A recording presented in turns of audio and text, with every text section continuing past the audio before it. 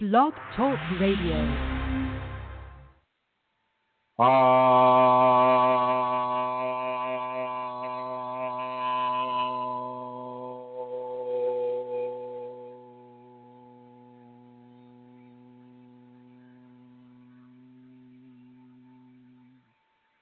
Hello, everyone, and welcome to this conversation about your Kundalini awakening experience. My name is Chrism, and we're just going to begin to dive right into it as we normally do. First of all, I'd like to welcome everybody in the chat room and everybody who is calling in. And so we begin. One of the subjects that was suggested by a person from me was the challenge to the ego, or the assault on the ego, and how important that can be for Kundalini awakening, especially here in the West. In the West, we are basically educated from very, very early in our development, from the age of infancy on up, to respond to our ego in ways that are self-gratifying. We respond to the ego by getting what it is we want, by having our way, by being first, by being the best competitor, in the many ways that we compete for power and position in the Western societies. And it's very important for us to do that, to win, to survive, to find our place within this society. But when you come into the Kundalini, the tables are turned. It becomes almost like a 180-degree difference. And that is with the assault on the ego. No longer does the ego have the option of having its way all the time. No longer does the ego get to control how a person responds. No longer does the ego get to have the gratification of its desires and of its issues immediately attended to and solved, within the area that the ego would like to see it focused. And so this assault on the ego can be a very, very, very big deal. And I want you to understand that. I want you to really understand that, really begin to grow with that. The assault on the ego is really looking at your levels of capitulation to your desires, capitulation to your fears, and those things that won't fit well within a Kundalini equation. Fears, when they're amplified by Kundalini, become very, very, very strong, terrible type of experiences, and you don't need to have them. They don't need to be there. You can really begin to look at this and change the frequency with which you're thinking about things in a way that allows a person to have a greater level of grace and bliss and happiness and joy within the Kundalini awakening equation. It's very important for people to understand that even though you're no longer being controlled by the ego, you yourself can control the ego. There is a part of you that is not of the egotistic nature. The higher mental functioning self, the higher compassionate emotional functioning self, the higher spiritual self is able to make choices and to combine those choices into a format that begins to retrain the ego along the lines of a pattern of expression that supports nobility, that the noble behaviors like forgiveness and compassion and discipline and just go right on down the line of the different noble behaviors: tolerance, patience, hard work, focus. These are types of behaviors that will serve a person quite well within their Kundalini awakening equation. And I want to really push that into our conversation today. And so I'm looking at, we're getting more and more people coming up. It's nice to see everybody. It's good to see Rosemary, Joey, and Elizabeth, and Mary Jean, and Manisha, and we have some guests, and Lana Seeker. For the people in the chat room, I want to make sure that the sound quality is reaching them. So Mary Jean or Manisha and Lana Seeker, maybe you could type and let me know that the sound is coming through okay. I tried to go to the library earlier to see if I could get a conference room because I had some people that wanted to be in the studio audience today. And, it was kind of a last minute thing. And so I started the chat room while I was in the library. It turned out I couldn't use the room because my laptop couldn't get online.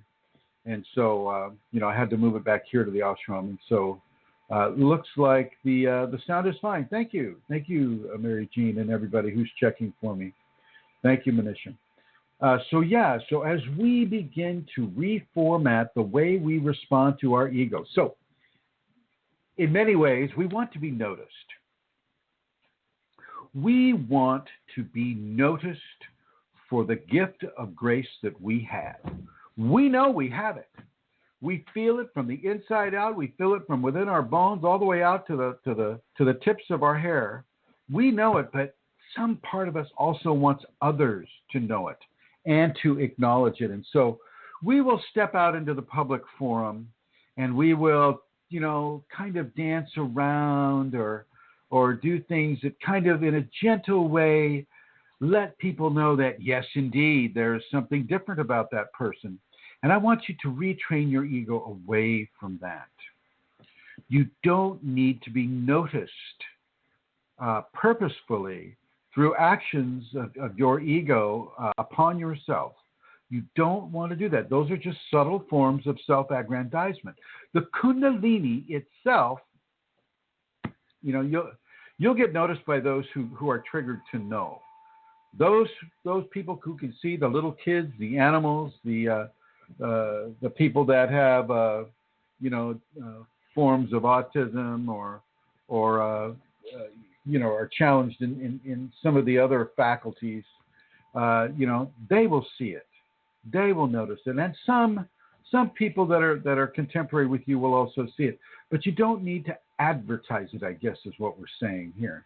You don't need to go out and advertise it. This is one way of pulling the reins in on the egoic expression.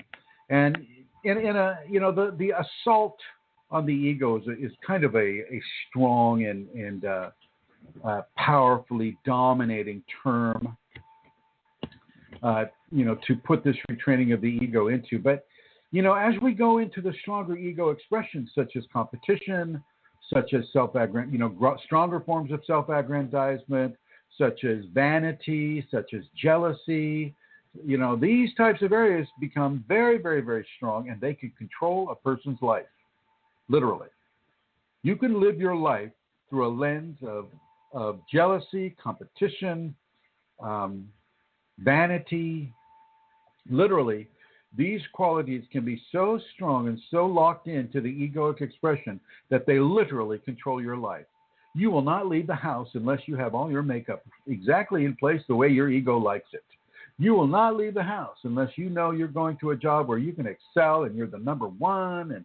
And if you're not the number one, then you're striving to be number one. And, you want that sales bonus. You want to, get that the greatness into to be noticed by your boss and other people. I mean, it's a very big deal. And I want you to really begin to look at that and to begin to pull that in a little bit.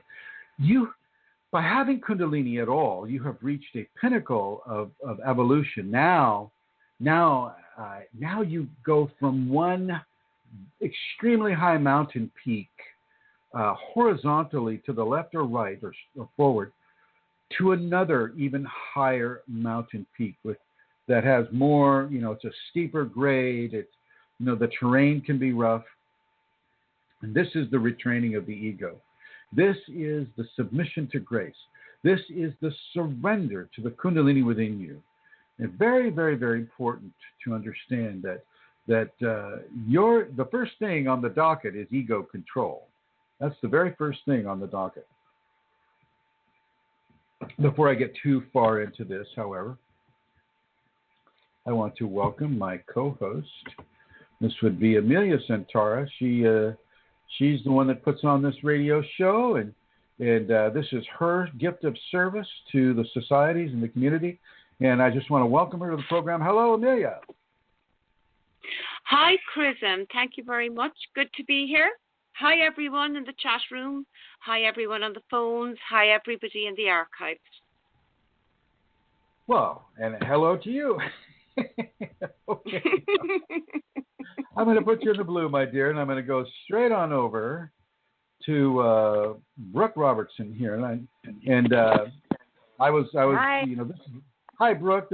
We were talking earlier about the assault on the ego, and I kind of want people to hear your take on that. Can you go ahead and give us kind of an idea of how that corresponds with your experience within your Kundalini awakening? I guess I could talk a little bit about it. I feel like it's not an easy process because you're coming from that level of the ego that is being assaulted, and you're still identified with that. And the reason why it's being assaulted, or the way we think, we perceive it to be an assault, it's actually more like an opening or a breaking open so that the Kundalini can move into. But we perceive it as an assault or something that is, not, comfortable for us because we're still identified with it. We're still using it as part of our identity, which is what the Kundalini is seeking to break down.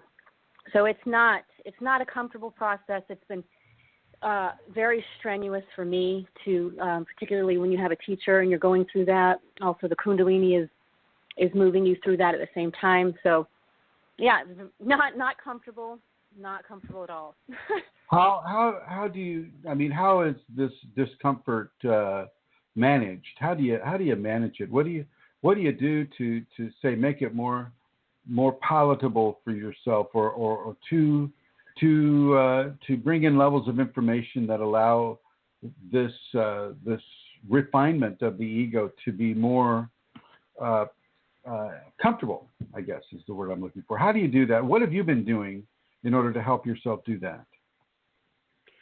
Well, I've been receiving instruction from my own Kundalini that that's what this is on occasion. Even though when I do receive the little mini download, it's something that, you kind of question still, or I do anyway. So it's helpful to know because the retraining is so brutal and it's so real and it'll just come upon you when you're least expecting it. Your ego's not prepared for it. That's the best way to have it be done to you. But I think just knowing that that's what this is has helped me. And continuing to understand what surrender is has helped me. If you can surrender through that process, you will sail through that. It's the resistance of the breaking down of the ego or the retraining of the ego that causes all the pain. So that, and I would say surrender. What do you use as a segue for surrender? I mean, we both know that if a person you mean like a mantra? Well, no, okay, yeah, like say a mantra or some other kind of inner or outward tool or thought or instruction. What have you found in your experience to be the most effective way to get past the ego resistance to this refinement?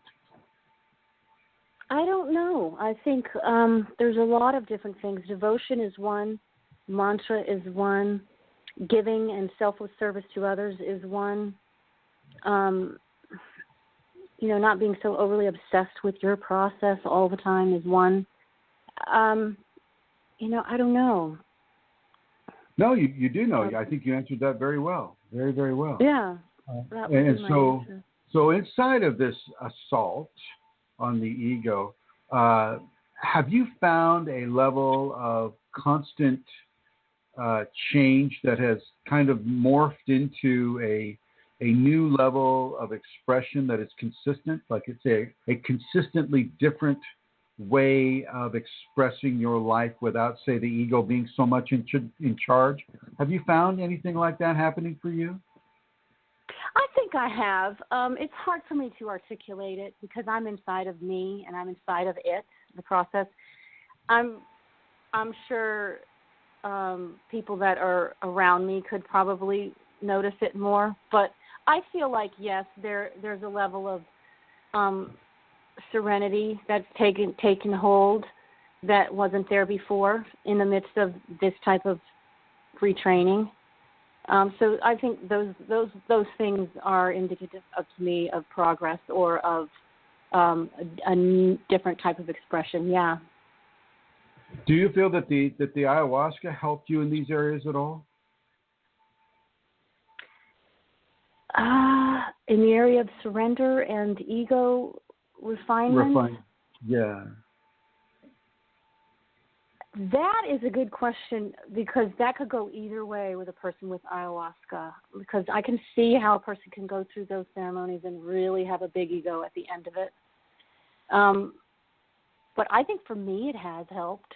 I don't really know exactly how it would have helped. I think for certain it's boosted and bumped up my Kundalini for sure, which when doing the work that I'm doing would bring up the areas of the ego that need to be looked at and refined. So there's that going on. It's kind of like the Kundalini comes in and pushes these areas or highlights them for me. So in that way, yes, I would say yes. Okay. Now, I at the beginning of the program, I was talking about, how society, is basically run off of the ego. And I was wondering, do you ever get reminded by the ego or the egoic expression that, oh my gosh, you have to get up and go to work and earn a living, or, you know what I mean? The type of old, the type of life that the ego programming. Thank you. Yes, exactly. Yeah. You ever find every day? I'm sorry. Say again. Every day. Well, in the beginning, It was every day. It's less and less now that I'm becoming a little bit more secure in the process of being lifted out of those programs. I mean, when we're lifted out of that programming, we have to be lifted out of that programming. And sometimes we have to be lifted out of some of the aspects of society that takes or participates in those programs. So for me, that's kind of been going on. You stand out and you kind of look from the outside in and you're going, oh, yeah, I remember that. Or, yeah. But as I become more stabilized in the process that I'm going through, those things aren't so much of a pull, but, yeah, of course. And, we live in a society that's it's all over the place. It'd be very difficult to, it's everywhere. You walk out your front door.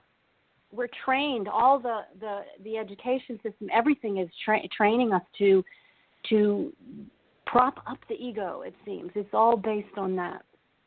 So even the religious systems, the commercial systems. Everything. Yes. Everything is built to build up the ego.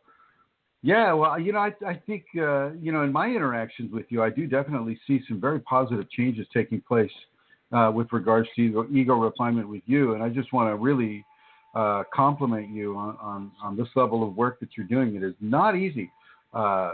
Everybody listening in the archives and on telephones and in the chat room, Brooke Robertson basically answered the call of her ego, and she moved out here to begin a 24/7 instruction on many of the different ego refinement structures. And she has been going gangbusters ever since she got here. So, I want to compliment you publicly, on your progress with that, Brooke. And I want to encourage you to continue to make, the amazing process and progress that you're making here with your Kundalini awakening. Thank you. Well, it really gives, it gives people a very strong level of insight to hear it from other people as well. You're one of those people that can stream your Shakti, and that's a very, very, very rare quality. And so, I just want pleasure to have you on the program. And, I'm going to leave you red because I want to bring Elizabeth and Laranya on board here. And hello, Elizabeth. Hello, Laranya. Hello. Hello. Hi, Chrism. Hi, everybody. Hi. Hello. Okay. Now, Elizabeth, does Laranya have anything to say on this, or does she have something in general that she'd like to bring out? Laranya, everybody, is Elizabeth's Kundalini which has come to her as a spider, and is in a fairly strong level of communication with Elizabeth. So go ahead, Elizabeth. She was saying something to me earlier, but right now I just wanted to say something about about what the program's about, what Brooke was just talking about and stuff. And I just wanted to, we're all different, but I have been in the breaking down of the ego thing for, it feels like forever. I don't know that I've ever been allowed to have any type of self-aggrandizement because the second I do, everything's taken away. Everything goes. Like if I were to stand up and say, "Oh, I'm Kundalini awakened," and this or that, that would, you wouldn't. But if you were, I would be slapped down so fast and so hard. I have learned to surrender. I don't even go. I'm not saying that I don't have ego issues or anything. I'm just saying I've been kept down to the point where I don't even notice it anymore. And Chrism, you said to me once, "Wow, Elizabeth, your friends don't even know who you are. They don't seem to recognize that you have Kundalini or that you're any different, that you know what I mean." And I said, "Oh, I know.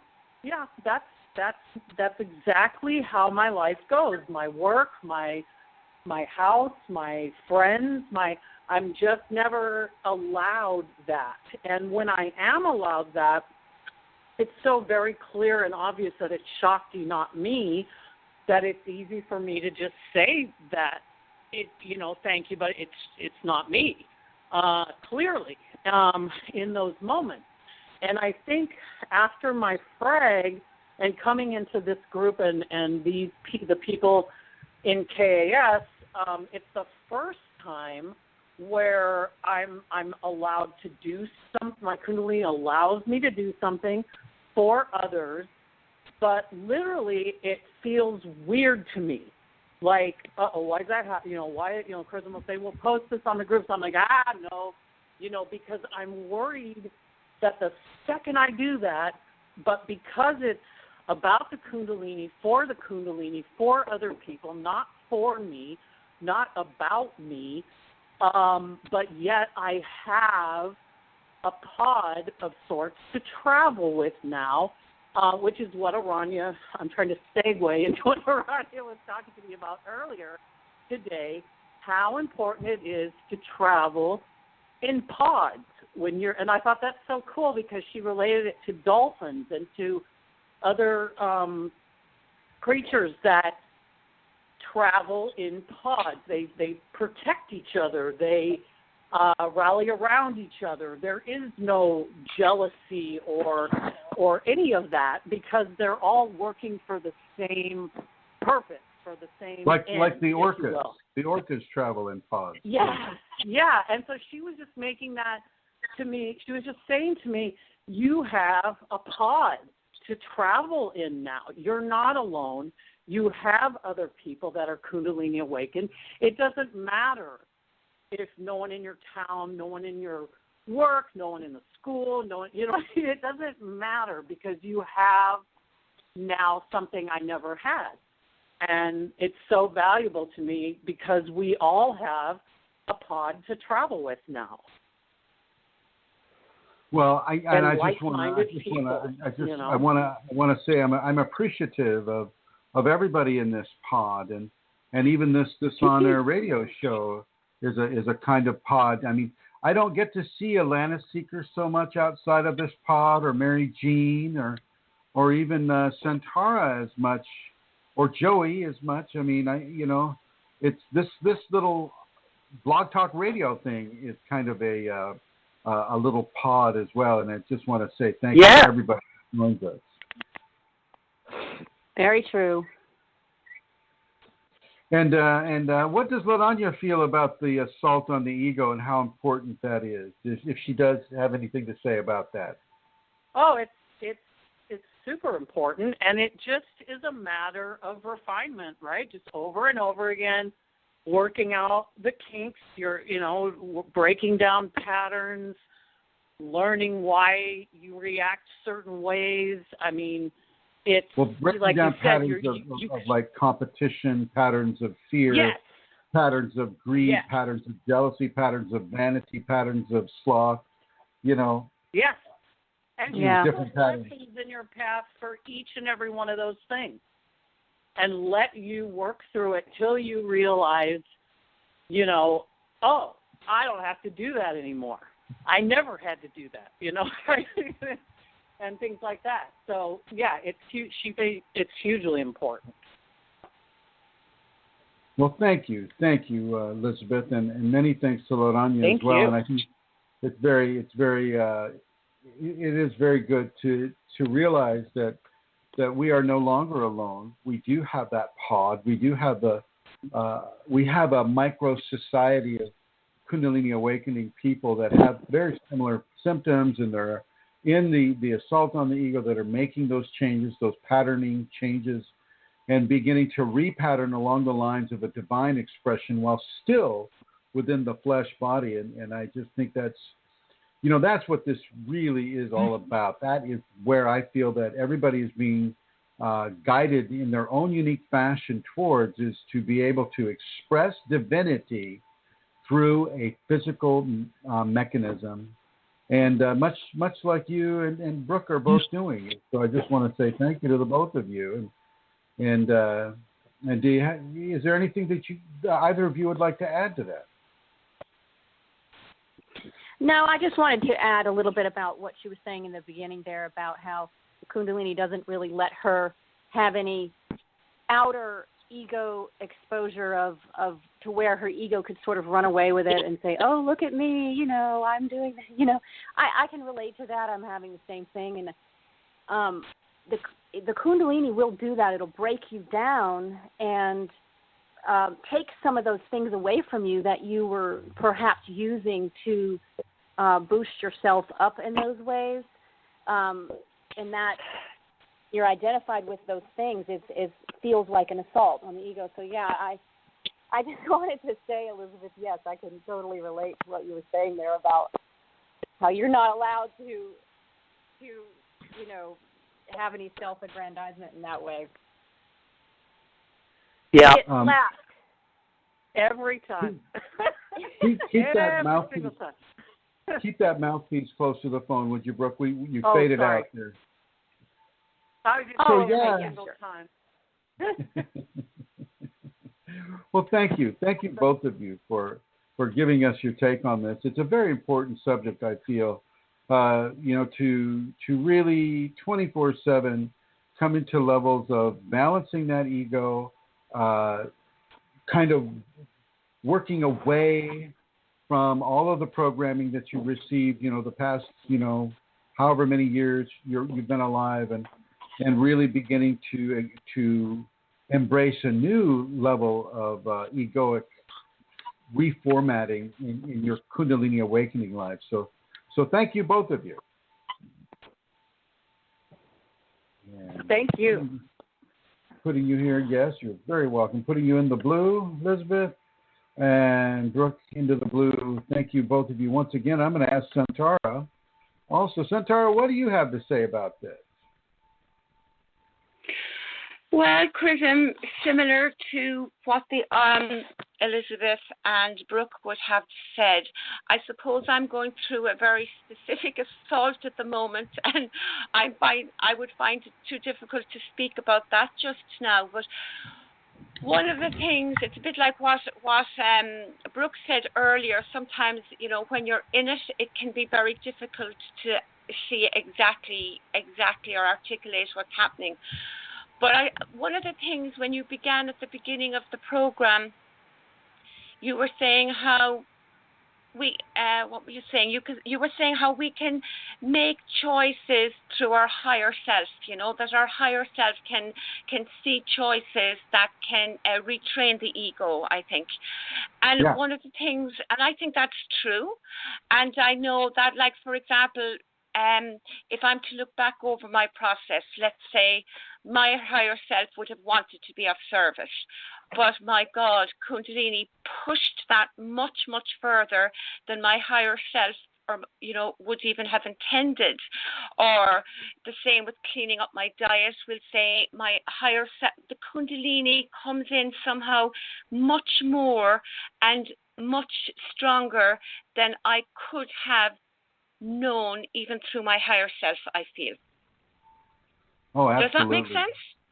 Yeah, well, the Kundalini, so, I mean, the Kundalini does that. It has more for information. example, my higher... Go ahead.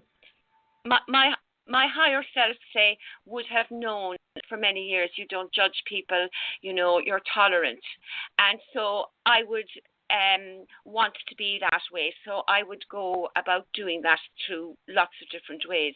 But then my Kundalini comes in, and what does she do? She sets up situations where that is tested and tested and tested in my ego, in ways that I couldn't possibly imagine.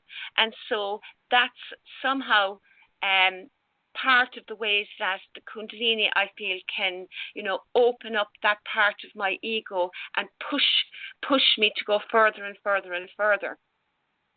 The same with all aspects, Absolutely. And I think that can be really hard, Chrism. And it doesn't stop. I mean, for me anyway, she goes through phases, and I work and, works me and pushes me. And assault is an appropriate word. Like sometimes it's an assault, and then it moves into a breaking open. And then I begin to process that and work with that. And, I mean, if I was to look at fear came up for me again recently. Fear, I mean, the way fear can be a good thing. It's typical in our lives. It keeps us out of danger, blah, blah, blah, and all of that. Ego, for me, can project fear when it sees danger to itself. And then when the Kundalini begins to give me things, we'll say physically, that would initiate a fear response, it can be very debilitating in a Kundalini context because it can stop my growth. It just goes boom. If I stay in fear, I am working with the ego. I'm not trusting. I'm not going as the Kundalini is wanting me to go.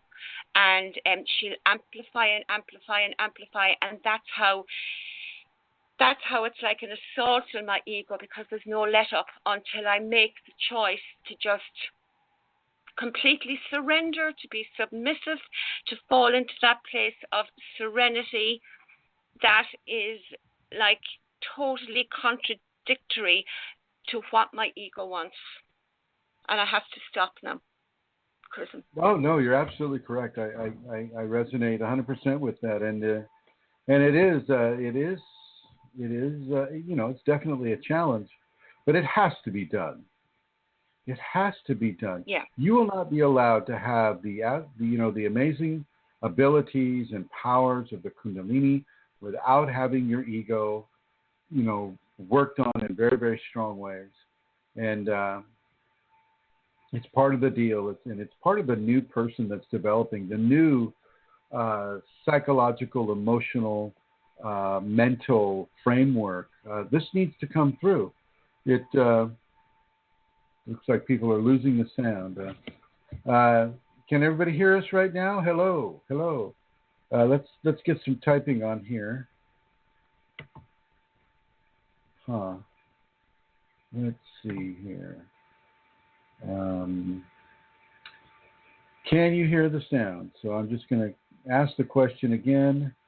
Everybody, yes. Have it back now. Okay. You may have to refresh your screen every now and again. I don't know how that works. But thank you. Thank you for... Oh, Mary Jean doesn't have it yet. Refresh, Mary Jean. Refresh. Boom. Okay. All right. Well, some of the people are back in the sound area. I'm trying to get Mary Jean back in there. Okay. So yes, sorry. I wonder how much you missed. Yeah. So it's, this assault on the ego is a very, very big subject. It's a very, very healthy subject too. One of the assaults on the ego is that the Kundalini will make us so amazingly sensitive to other people, to other people's emotions, to other people's issues, to other people's emotional responses to us or to an animal or to a pet. Kundalini can really, really make us super sensitive to compassionate issues like issues of like say animal cruelty or cruelty against other human beings, things of that nature. And I want to bring Brooke back in with this aspect of it. Hello, Brooke. Oh. Have you found the Kundalini really pushing the buttons for any kind of a super excitation of the emotional body when it comes to animals or people or things of that nature? Yes, and to all you out there who are listening, you're not crazy. You're not crazy that you overly obsessively love the animals. No, yeah, I have that with all animals. But when you were just speaking there, I was thinking of that incident that happened last night with that friend who, can I just explain that story? Sure. Because it relates. Because I was so impacted by her reaction, and I couldn't believe how impacted I was by this. She reached out to me and she needed help, and this is a friend that I've known for many, many, many, many years. And we did a healing on her, and it was very beautiful. And then a few weeks later, you got to back up. Why did we do a healing? What did she? Well, she contacted you for help, right? She asked. Yeah, she asked me for healing with the entity issues that she's having, and so we did that for her. And is that enough detail on that? Yeah. Okay. And so a couple weeks later, she ends up sort of, I don't even know how to explain it. I think she had a major reaction to this healing, and it all landed back on me in my face, and an extreme accusations towards me, which were, with my Kundalini and where I am right now, it was so painful. And I just, I think you just posted something about that today, Chrism, on Facebook on the big page, where you were saying you're often what you give is not always received by people, and it can come back at you, and often does. But this came back at me, and I'm so sensitive. I couldn't believe it. It just hurt me so bad. Oh. Yeah. This is part of that assault on the ego as well. Where I think the next person would have just said, whatever. She's having a bad moment, and she, it's her issue. But that isn't how I received it, and that isn't how I digested that and interpreted it. I mean, everything is so completely amplified with this going on that, it's definitely amplified. So that and it makes you super, super sensitive to the feelings of others, and your compassion, empathic compassion, goes way out and above what it would normally be. And I think people need to understand that, because it can affect how their relations with others go. And this is where I feel some of the noble behaviors really can come in and kind of save the day, because as Amelia was saying earlier, you don't get to judge. You don't get to make judgments about this or that. I mean, Kundalini can be very, very, very strict that way. And yet, here we are, we're in this super, super sensitive state. And so it's where the rubber meets the road, really. I mean, what you just described, Brooke, is a perfect example of how we can be so super sensitized that, the ego will latch onto that sensitivity and begin to try to drive that sensitivity into areas of anguish or areas of resentment, bitterness, angry, whatever it is, but rarely does it drive it into tolerance and forgiveness. Am I right? Right, which is why the Kundalini is having this, why this situation is actually occurring for you in any way. And, with me last night, with my reaction to it was so, I was so, I got the worst headache I've had in a long time. Now, I know myself enough in this process that I get that headache when I have this type of reaction. I know the headache. It's almost like a little mini punishment, but it hurts so, so bad. And it was due to my emotional reaction. So when I had to go into deep levels of forgiveness and territory that I didn't really even know I didn't even know how to go there. I had to forgive it. When I started to forgive, it would release. But I got to tell you, that was hard. That was not something that I'm familiar with doing, like that level of forgiveness in order to release that headache. But that's what ultimately had to happen.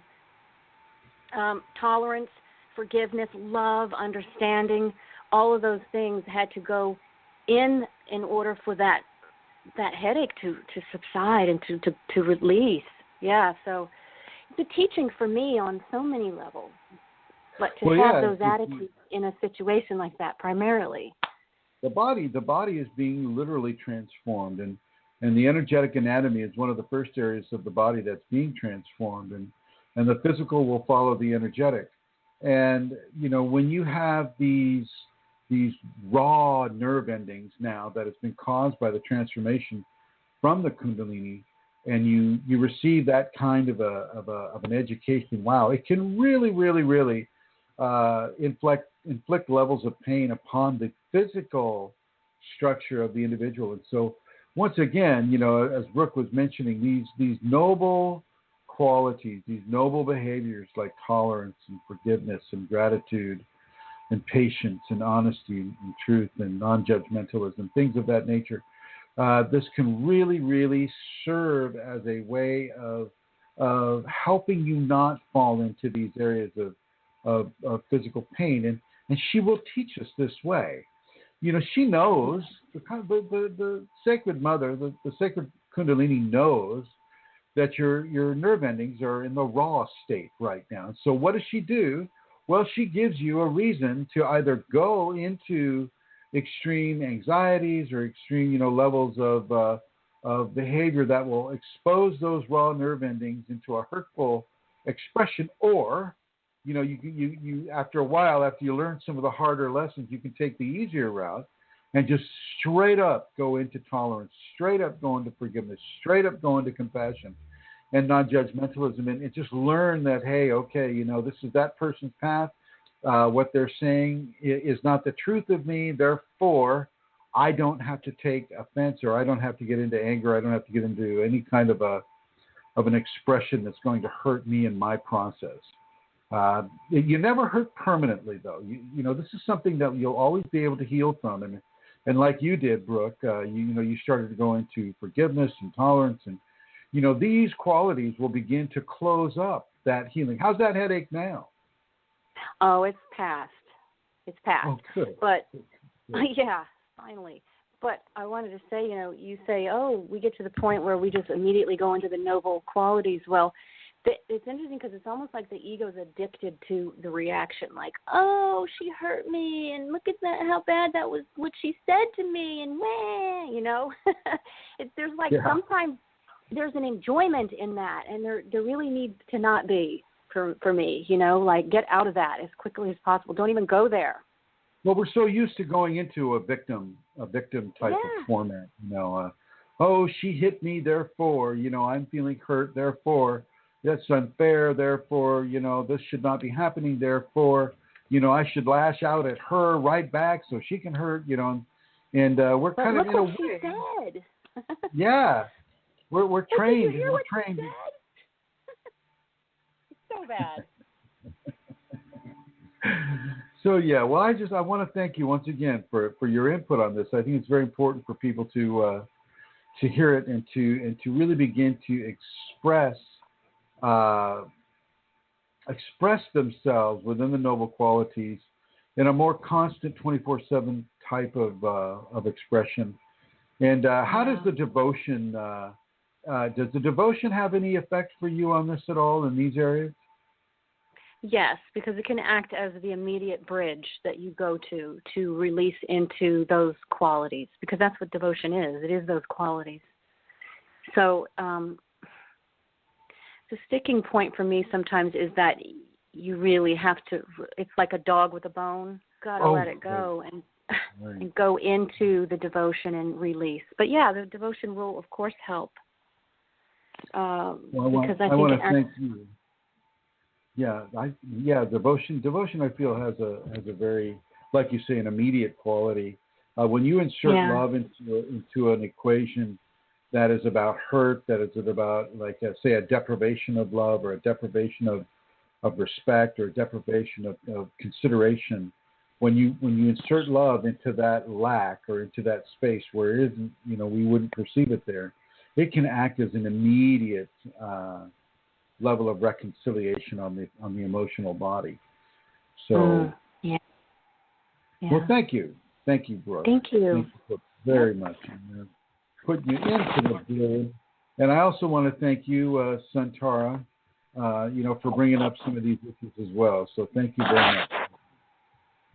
Oh, you're welcome. I love what Brooke said there, actually, about the ego and about devotion, Chrism, being an immediate bridge.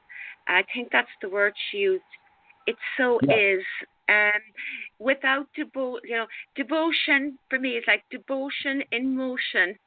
In the mundane life, we sometimes think devotion is something that we do, and we do, of course, at very specific times, but it is bringing that into, those situations that Brooke was talking about there that happen to us all, bringing devotion into that moment, almost like a reflex response. It just can have an immediate access then into those other things you were talking about, like the tolerance and the forgiveness. It's so powerful. And I know that, for me, if I didn't have that, and it's not that I always do it, Chrism, but the times that I do it, it's a saving grace. It is such a saving grace. Super, absolutely. And you can really feel that. Because with the Kundalini coming on so strong, that super sensitivity about how other people affect you can be a fairly constant stream of emotional input into you. If you have a significant other, a boyfriend, a girlfriend, a child, a workmate.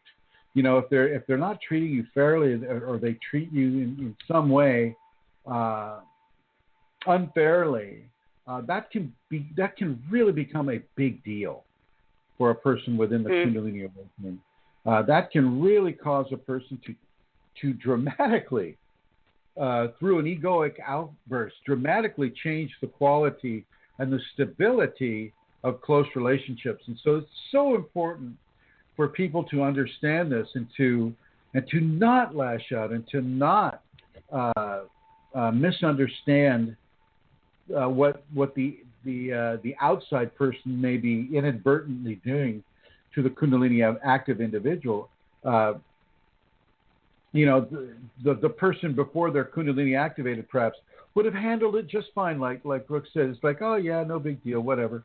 I can deal with that. But now that the Kundalini is there and this huge level of emotional amplification is in place and is expressing in that amplified fashion, well, it's kind of like a speedboat. When a speedboat is going 100, 120 miles an hour, the smallest branch or a twig can cause that boat to capsize and to basically fragment. And it's the same or similar way with the Kundalini here when we're moving so fast within our emotional context and the emotional refinement processes that are being given into the ego, whether the person wants it or not. This is what's occurring. We have to be very, very, very cognizant of how we interpret the assault on our ego from those forces outside of ourself or outside of our ego. Now, the Kundalini will typically always set us up, like you mentioned, Sankara. It'll always set us up for a test, and I want to encourage people to look at these equations that begin to express themselves in the life of an individual as a test. Don't allow yourself to overreact to a given situation that a close personal friend relationship or another person, a close person in your life, may inadvertently push onto you, or even more importantly, if they do it on purpose. I think Brooke was describing her friend that purposefully, made these statements about Brooke and the healing and things of that nature. This is not accidental.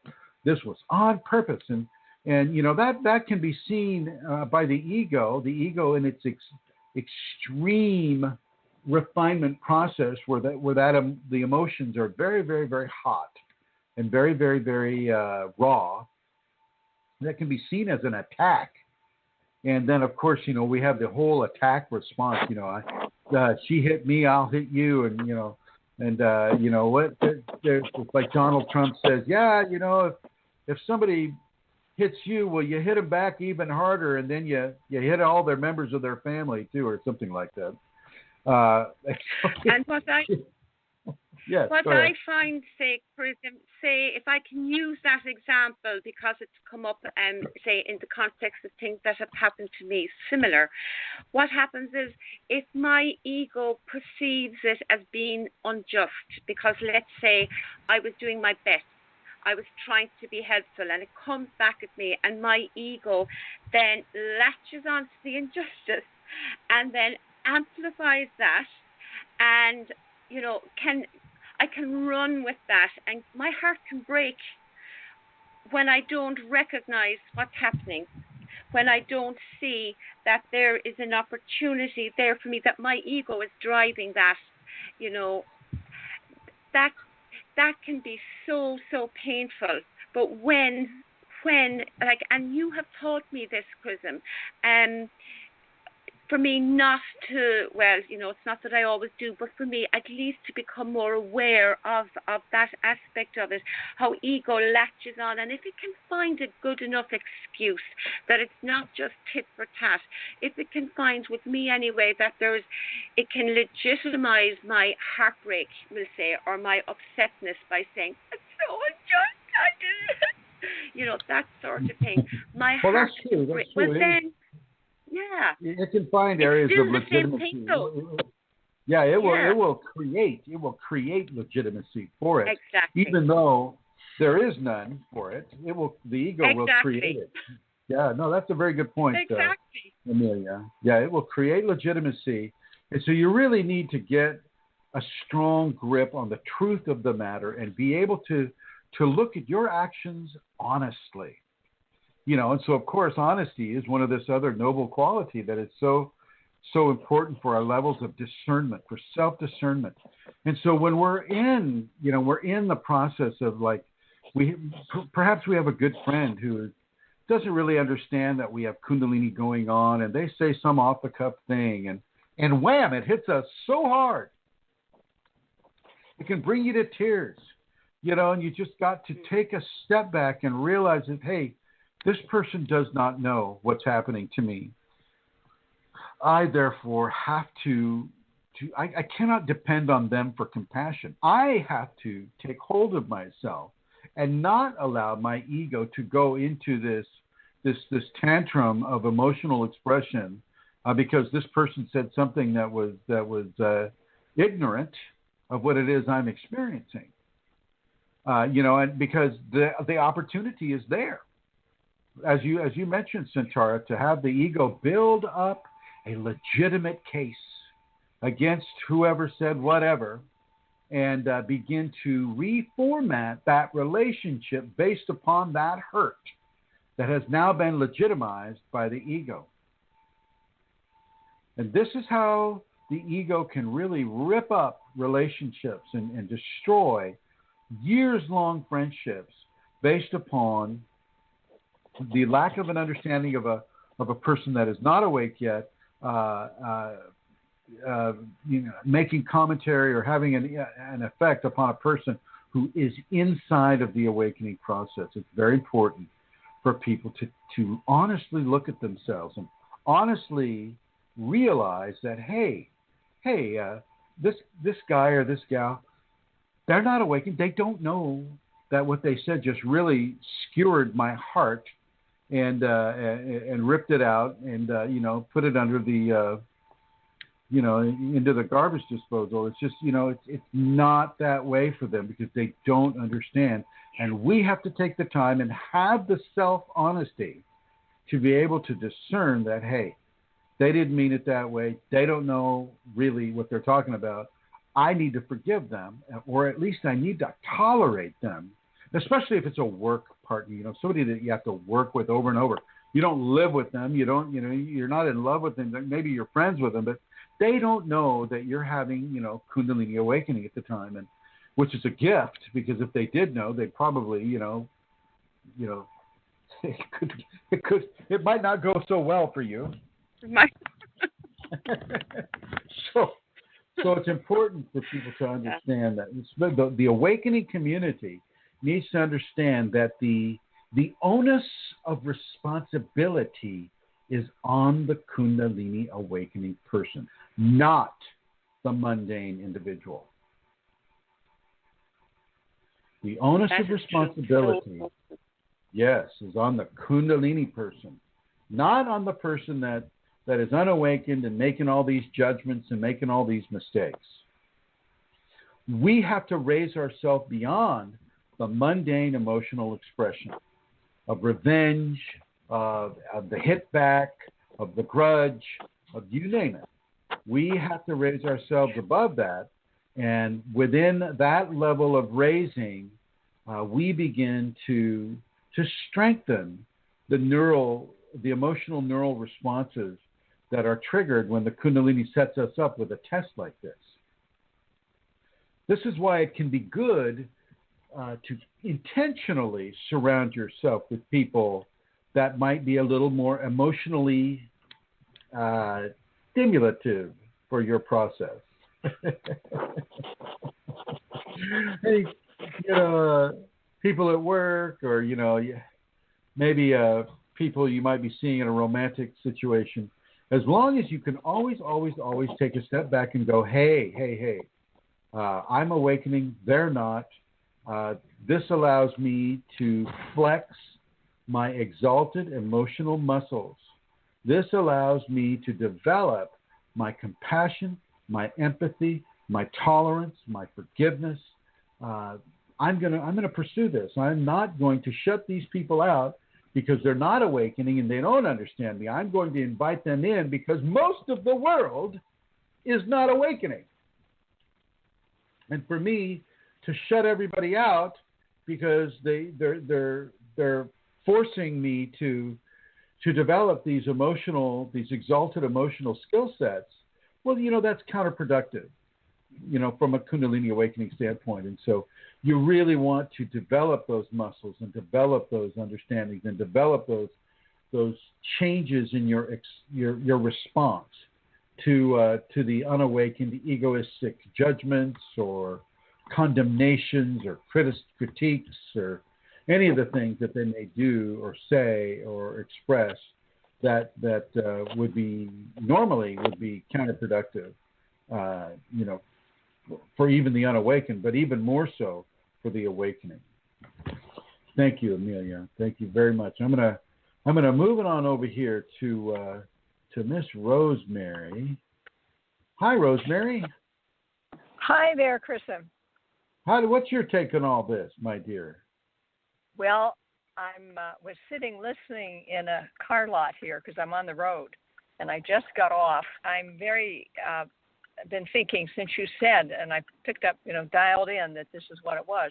And I was looking, I'm not in the same place where Elizabeth and Brooke are, but I've been observing my ego, how worried I get, and concerned, and frustrated, and confused, and I can watch it happening, and hard to let go. And there's a whole piece of my growing up that is strong in doing what is the right thing to do, and that means serving you. That means a big part of the work that I'm doing is it's a serious thing for me, and it's not because I don't have anything else to do or I don't want to do anything else. It's just that it's there as like given to me to do this and make sure that I'm doing it right and making the right choices. And well, I think that's important. All of that.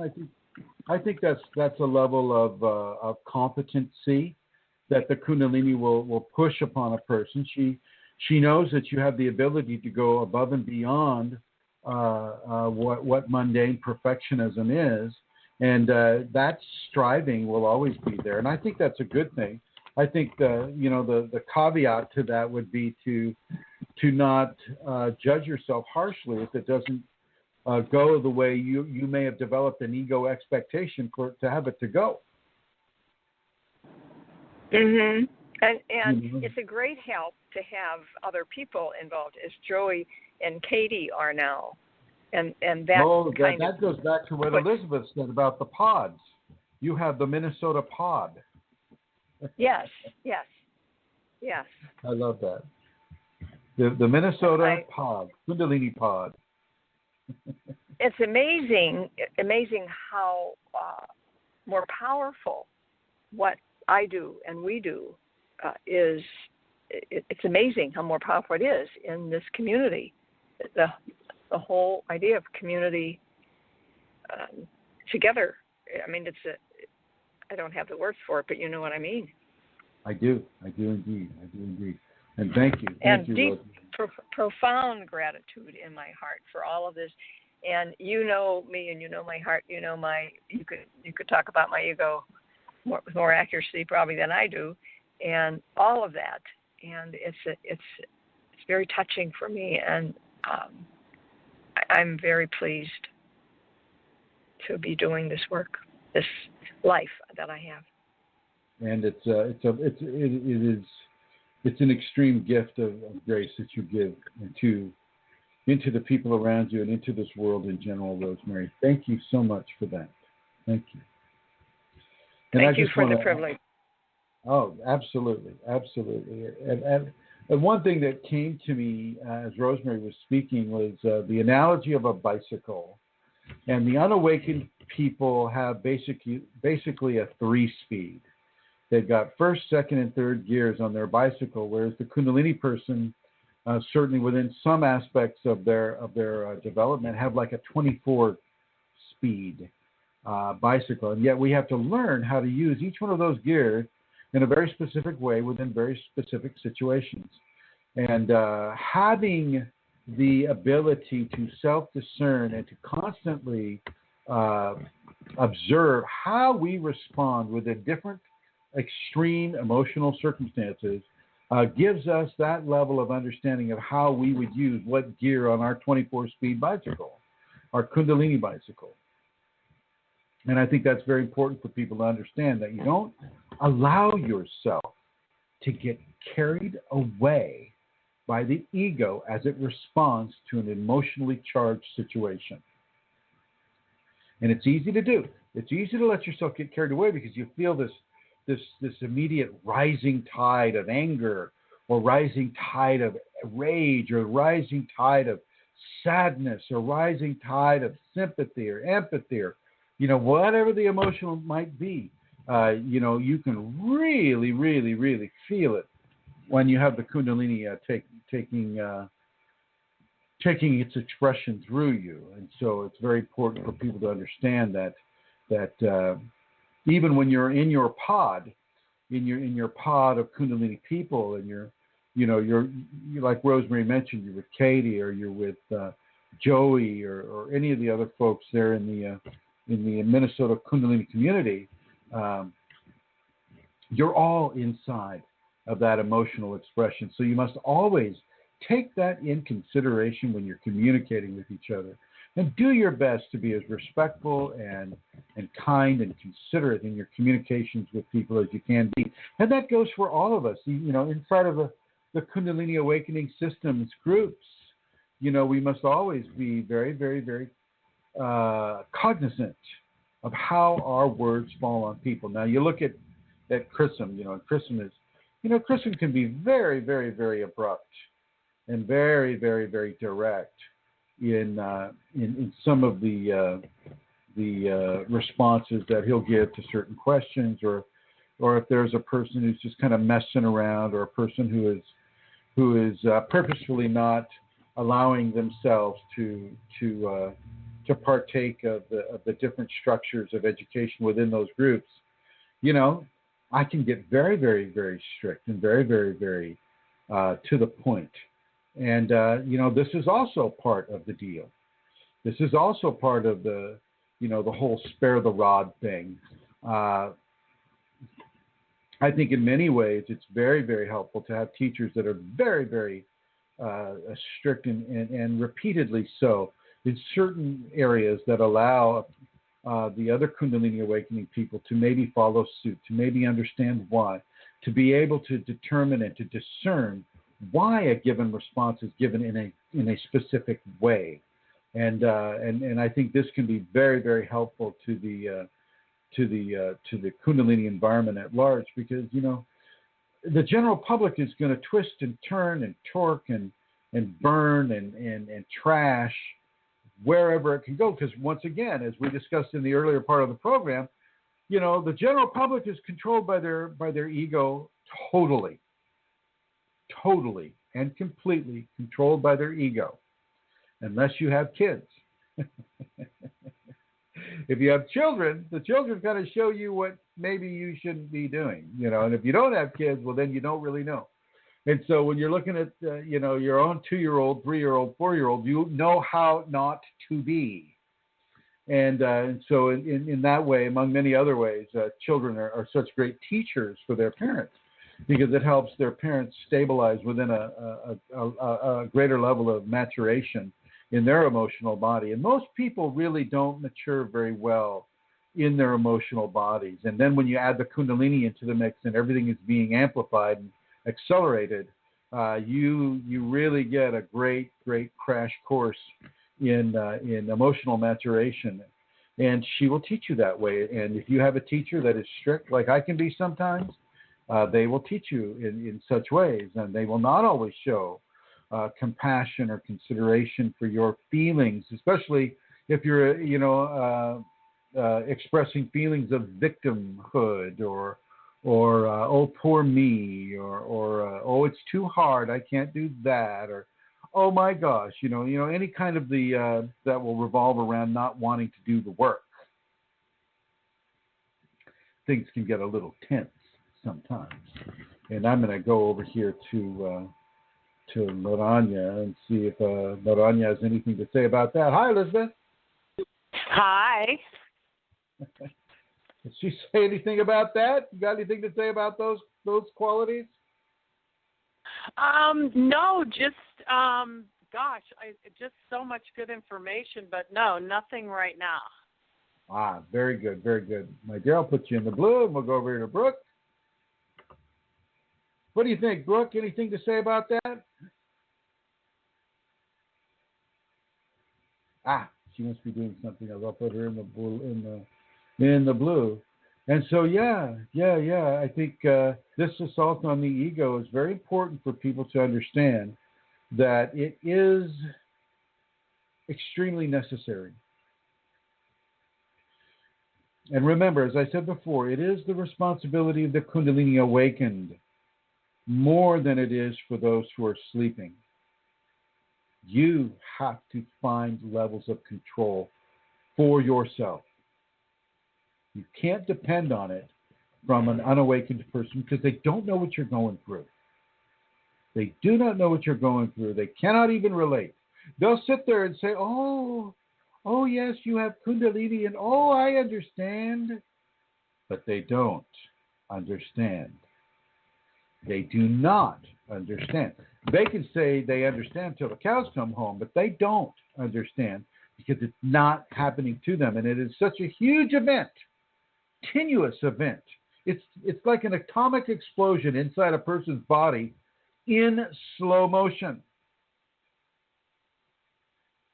And in very specific bodies of the human expression, the mental body, the emotional body, the spiritual body, the psychological body, the physical body. You know, you've got 5 nuclear bombs going off in extremely slow motion, amplifying a person's egoic natures.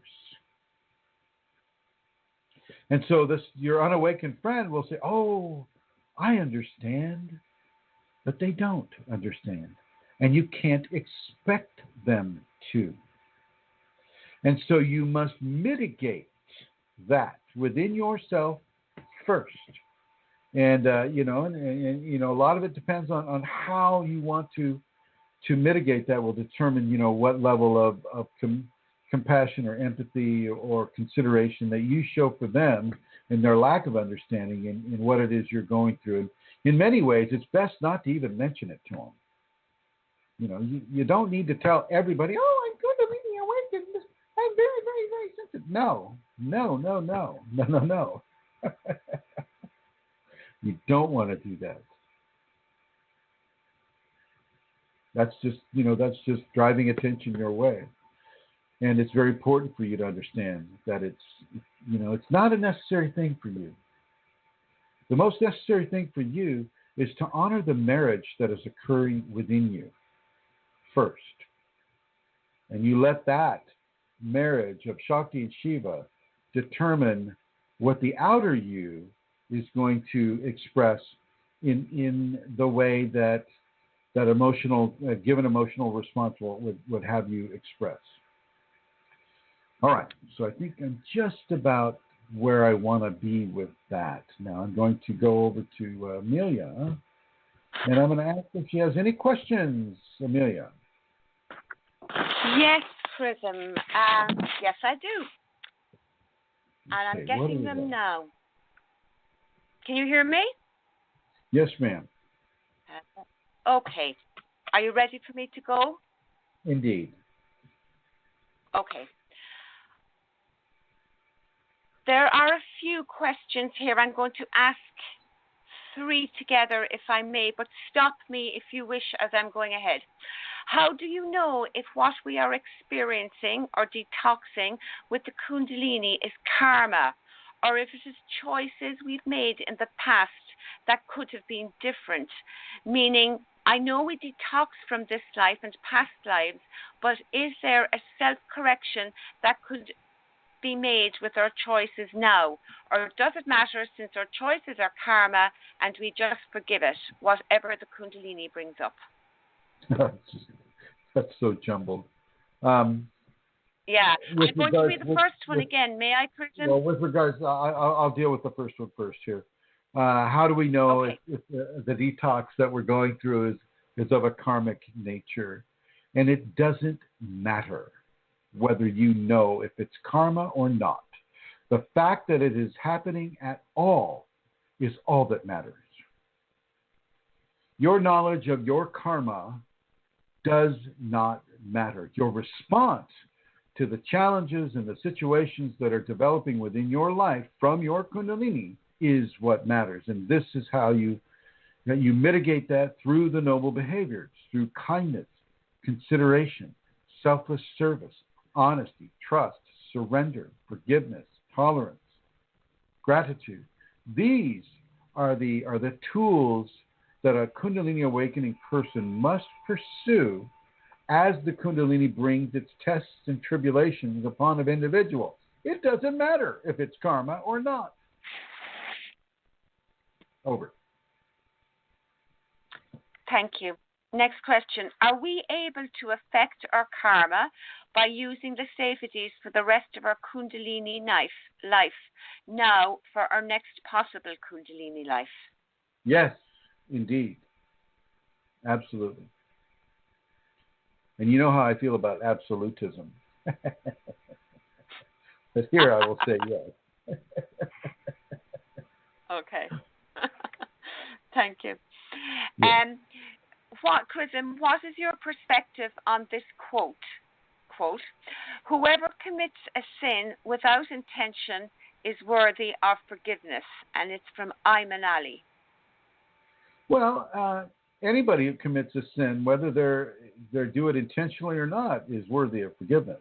Everyone within any context is worthy of forgiveness. We are all human souls.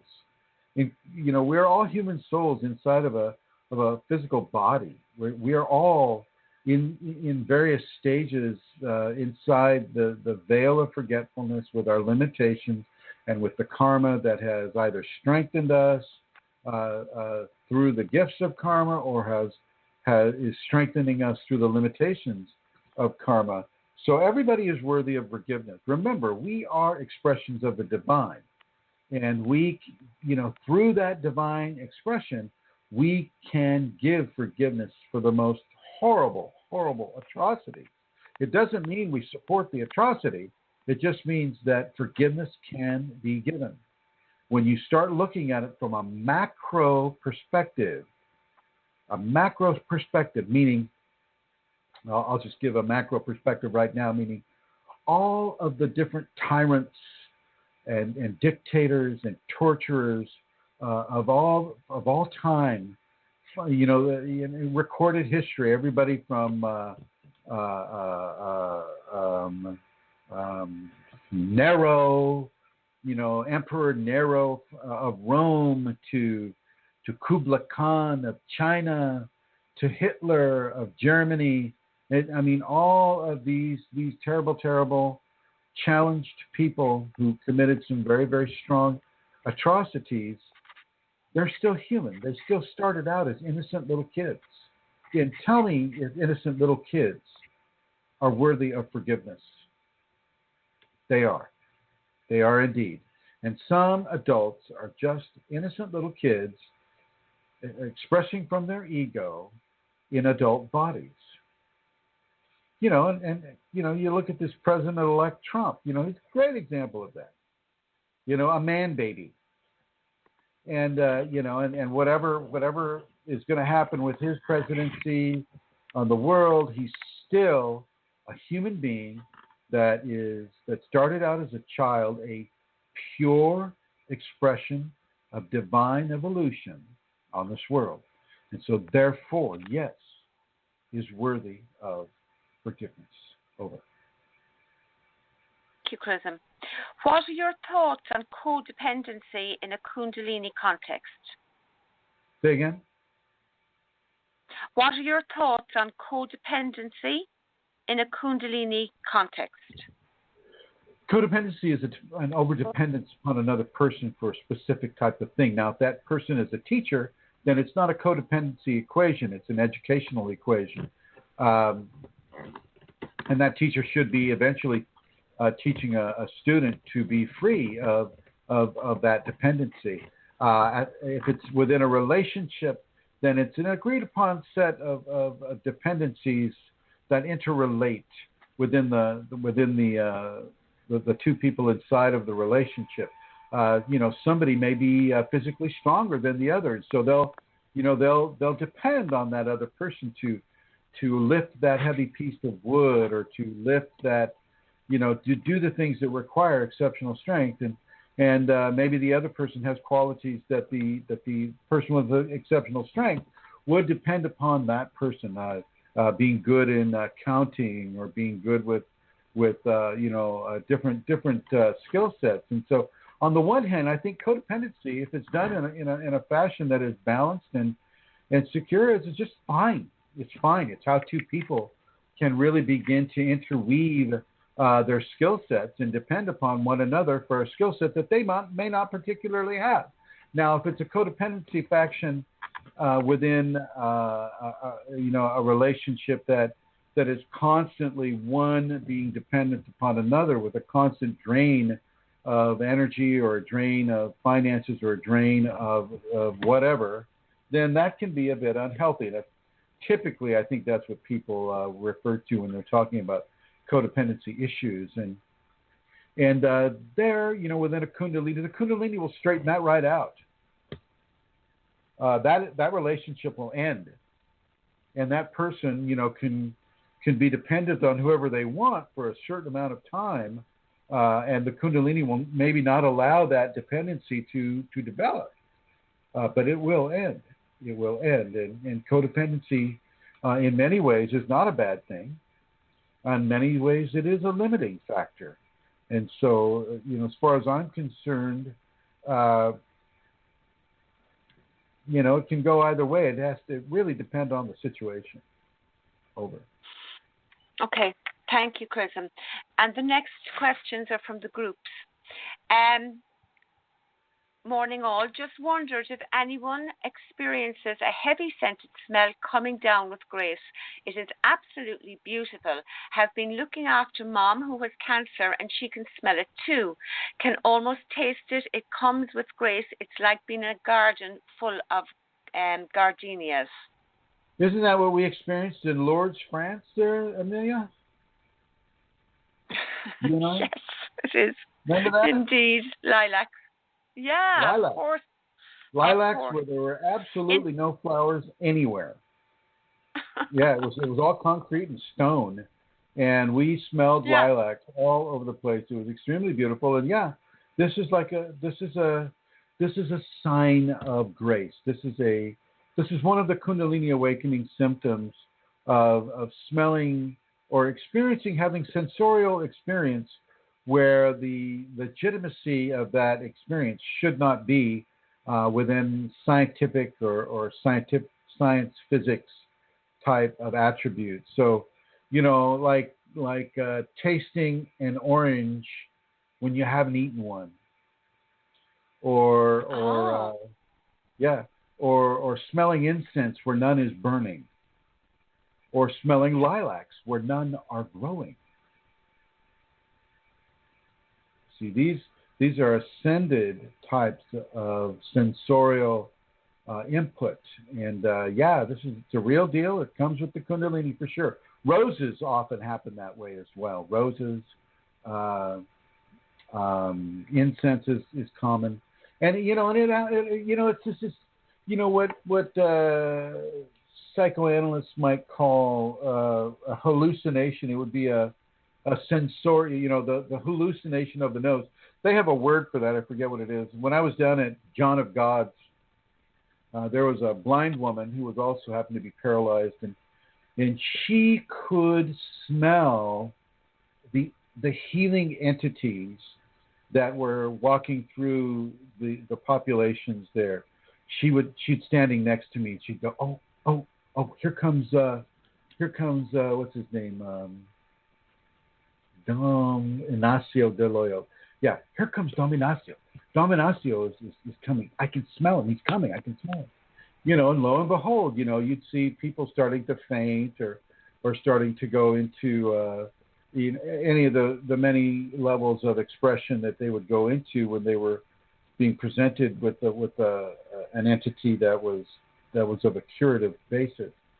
And so the sense of smell is not without its own phenomena and not without its own levels of communication. We humanity, certainly in the Western, I should say Western undeveloped society, because it's the development, the continuous development of the nose and our ability to scent things like a dog does, or like a cat does, or like animals in the jungle do, and like, say, people in the jungle do, the aboriginals of the jungle or the aboriginals of the desert.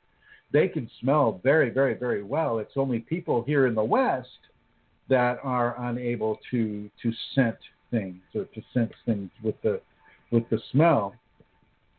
So this does occur with Kundalini. Thank you, Chrism. Next question. I've had a fifth chakra throat blockage since and during my awakening long ago.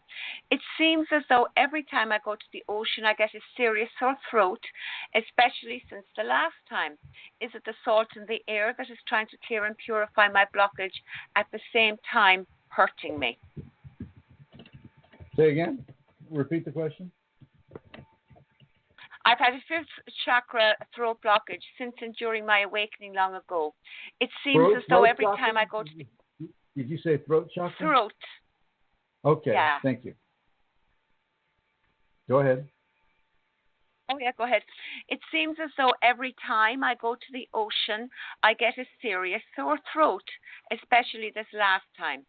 Is it the salt in the air that is trying to clear and purify my blockage and at the same time hurting me? Well, yeah. That whole, when you have a virus or a cold, people are gargling with salt water because that has the ability to initiate alkalinity within the areas of infection, and some levels of alkalinity are good at releasing the proliferation of specific levels of virus. And the ocean air, I think, can be even just as helpful.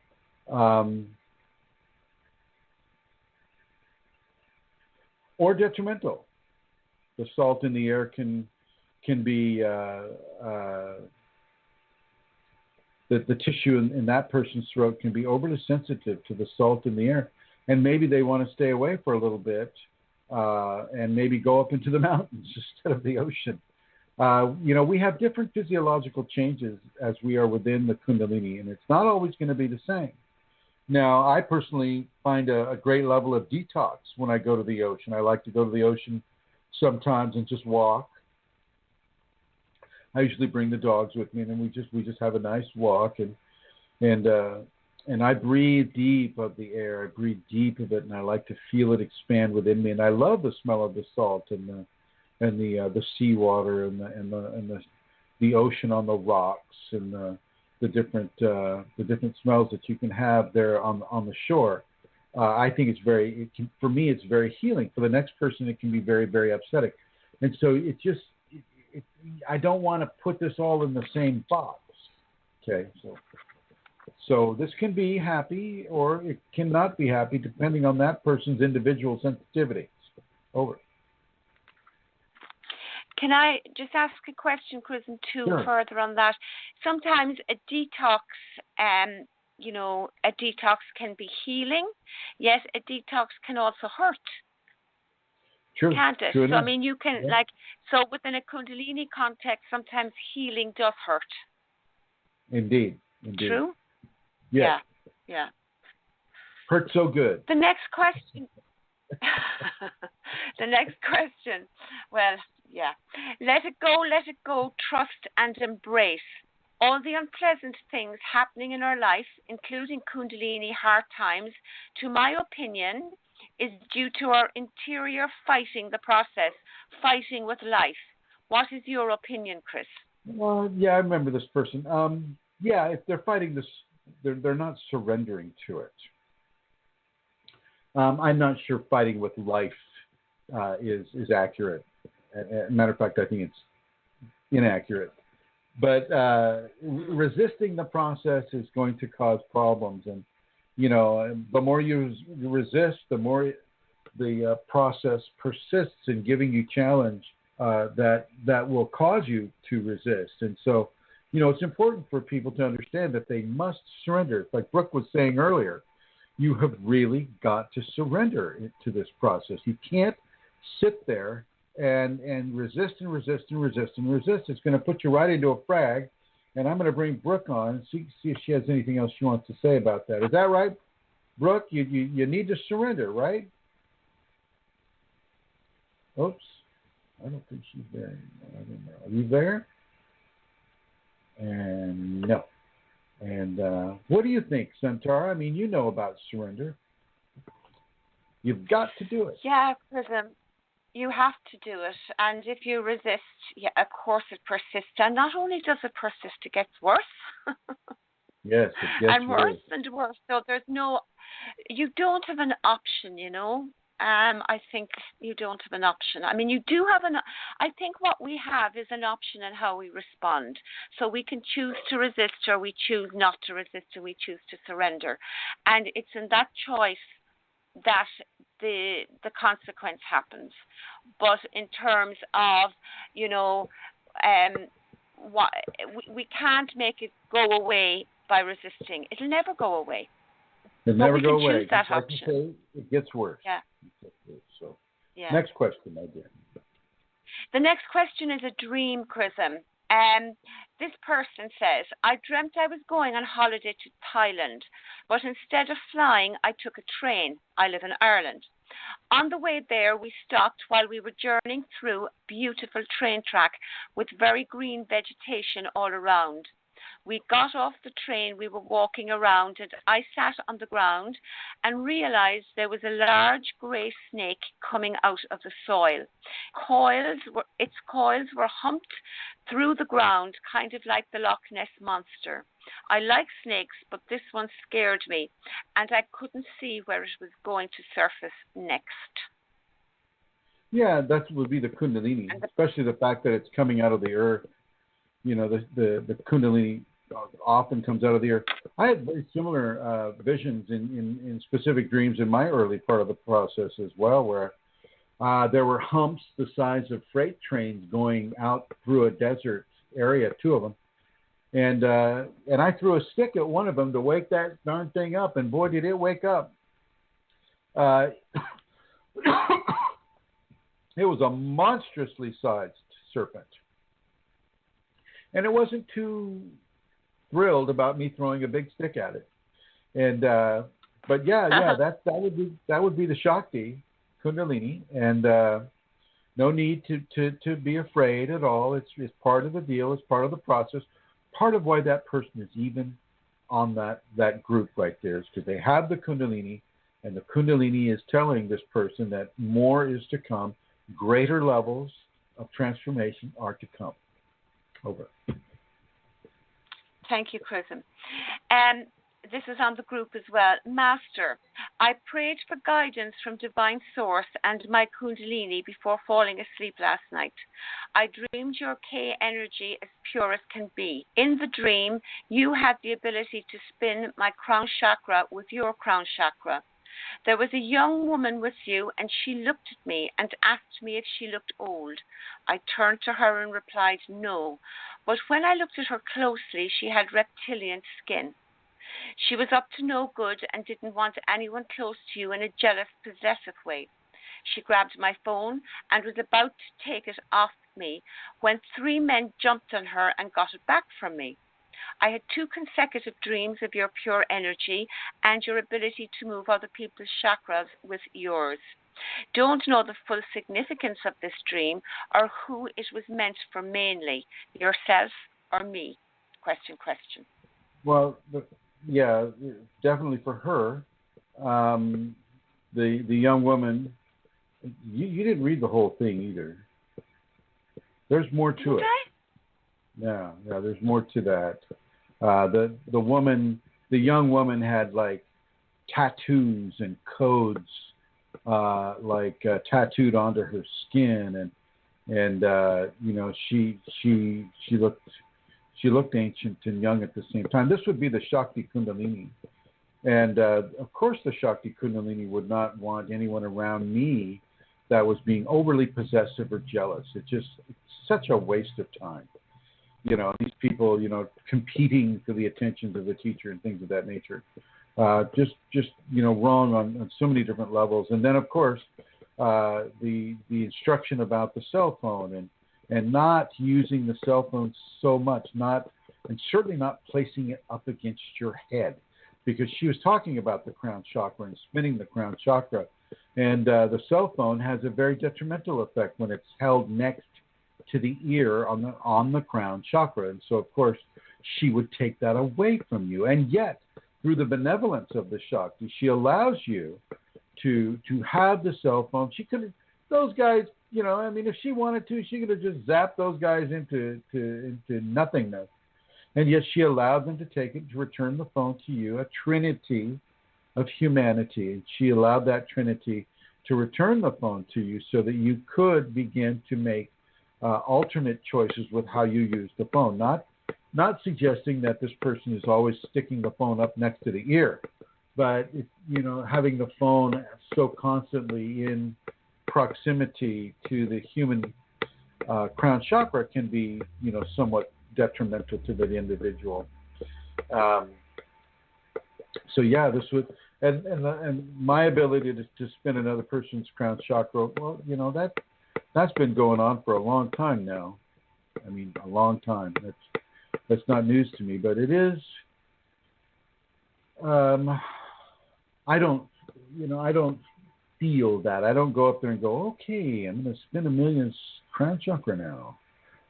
What I do is I'll look at whether a person's practicing the safeties or not. Then, if I see that they're practicing the safeties, well, then that shifts things into a different perspective. And from that perspective, bringing a person's energetic levels into a certain frequency can be done. But I learned long ago not to just zap a person into Kundalini awakening, because that can have hugely detrimental effects, not only on them, but on their family and on their friends and on the coworkers, if they're even able to keep their job after that.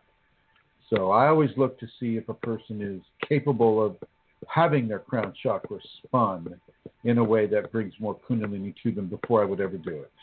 Over. Thank you, Chrism. I'm planning to go on a shamanic journey to solve something that binds me. I cannot find a way to solve it myself, and it binds me on the emotional level. I will be guided by a professional. Can I go on a shamanic journey in a Kundalini process, or is it dangerous? I wouldn't do that. I would find the wherewithal to unbind the scenario. You're not helpless. You may not have discovered all the different options that are there for you, but I wouldn't necessarily just go on a shamanic journey, especially if the shaman themselves don't even understand the Kundalini, which was another part of that question. That shaman doesn't know anything about the Kundalini, except what they've read in books, and that is not appropriate for Kundalini awakened people to take advice, certainly from a level of soul journeying, from a person that is not currently within the frequency of the Kundalini themselves. Over. Thank you, Chrism. I want to stop identifying with my nervous system and its signals and learn to self-identify with everything. Where do I start? Start by identifying with your nervous system and its signals. Over. You get that? You don't take out a whole physiologic body of expression because you don't think it's serving you. Of course it's serving you. And if you want to say you want to tie in with the all, well, the nervous system is part of the all as well. You don't just get to say, well, I want to take away my feet, but I want to walk around the world. How does that work? How does that work, Santara? You want to take away the feet, but you want to walk around the world.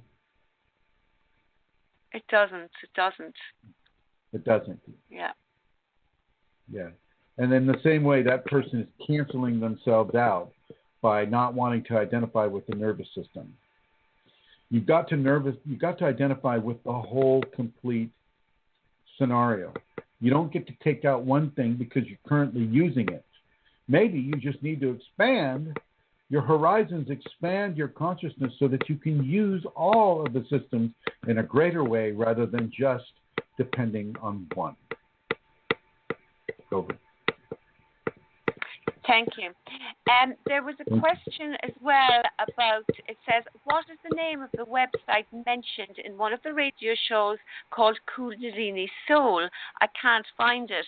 I wonder if Elizabeth is there. Could she tell us the website address on that?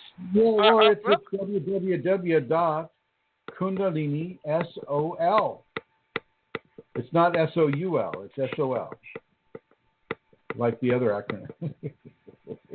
Okay, Chrism, okay. Like the sun. Not the other. Yeah, I know. Yeah. I thought it was soul as well because it wasn't sol. Sol. Pronunciation. Kundalini Yeah. solved. Okay. Yes, Next question. let me make sure. Hang on. Wait. Let me go to Elizabeth. Elizabeth, you there? Yeah, You listening? I am. Kundalini SOL, right? I like that. Right? Am I right? Yes. Okay. All right. Just checking. All right. Thank you, my dear. Thank you. Okay, next question. I had that experience where I became aware in my sleep and I was flying like a bird in a beautiful forest. Then I became to turn around an Indian man. He had a very beautiful face. Who was that man? Is he Shiva? I would like your help to interpret it if possible. Well, could be any number of divinities. I would say it's an expression of the sacred male, something that was given just for you to give you a greater level of appreciation of sacred masculinity. You can call it Shiva, you can call it Buddha, you can call it Jesus, you can call it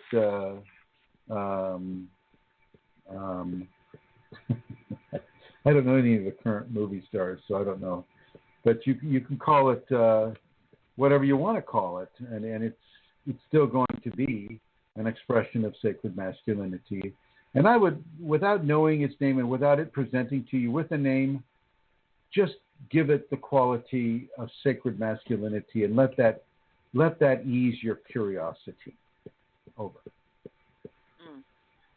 Thank you, Chrism. They're the end of my questions. Are there any questions in the chat room? No, I don't think so. I think people have been talking about lots there of was other 10 things. questions there. Let me just That's enough. scroll down. That's there was enough. more. 12 questions I asked to imagine. Yeah, that's it, Chrism. All right. Well, I think we should go ahead and call it a night, my dear. I want to thank you for staying up so late. I'd like to thank Manisha, if Manisha was able to stay up late. I'd like to thank Josephine calling in, and Joey and Santara and Mary Jean and the two guests, Atlanta's Secret Dream Master One. I'd like to thank everybody in the archives who are the future people who are listening to this program. I'd like to thank Elizabeth Dalton Gonzalez and Laranya, the Sacred Spider. I would also like to let people know where they can go to receive more of this information. You can go to Kundalini Awakening ! On Facebook, Kundalini Awakening Systems 2, Kundalini Awakening Systems 3, Kundalini Healing Public, Kundalini Healing Private, Kundalini Radiance Community, Kundalini People, all on the Facebook network. On the Yahoo network, we have Kundalini Healing and we have Kundalini Awakening Systems 1. We also have Kundalini Virgins. We have Kundalini Triad. We have many different groups on the Yahoo network. We also have on the Google Plus network, we have Kundalini Awakening ! And we're also represented on YouTube, Chrism.Kundalini on the YouTube network. And do you have any other announcements to make, Amelia, with regards to contact? Yes, Chrism. Yes, I will. Well, what I'd like to do actually is give the two addresses if people would like to make a donation. They can go to www.chrism-kundalini.blogspot.com, or you can go to the Safeties website, and that is www-kundalinisafeties.com, and there is also a PayPal button there, which is working really well now at the moment. So if people would like to make a donation, I certainly would encourage you to do so. It really helps. It allows so much to happen. Small donations are gratefully received. So I think maybe the easier one to remember is the Safeties one, www.kundalinisafeties.com. So if you can and if you want to, please go there and make a donation. So that's it, Chrism. I also have a Facebook page, which is Kundalini Matters what is it? Just Kundalini Matters on Facebook. And there's also a place on Facebook, Chrism's videos from Ireland, where you will see a collection of videos that Chrism has made in Ireland. They're not about Ireland, they're about the Kundalini, but I just gathered them all because they were made in that place, and they're all of different topics on the Kundalini and are very interesting. So I loved today, Chrism, that term that Elizabeth brought, Kundalini pod. Isn't that brilliant? I love it. Yeah, I like that too. I also like I do. The website that Peter's put together called KAS1UK.com. So that's KAS1UK.com. You can get a lot of that information there. There's a PayPal button there as well, and you can get some of the latest writings there. And we also have KundaliniAwakeningSystems1.com, and that's one of the main websites there, and you can get a lot of information about the Kundalini there as well. And so I just want to say thank you to everyone for joining us today. Thank you, Rosemary and Joey and Elizabeth and everybody else. I look forward to seeing you next week. Same Kundalini channel, same Kundalini station, and I will end this episode the way it was begun. And here we go.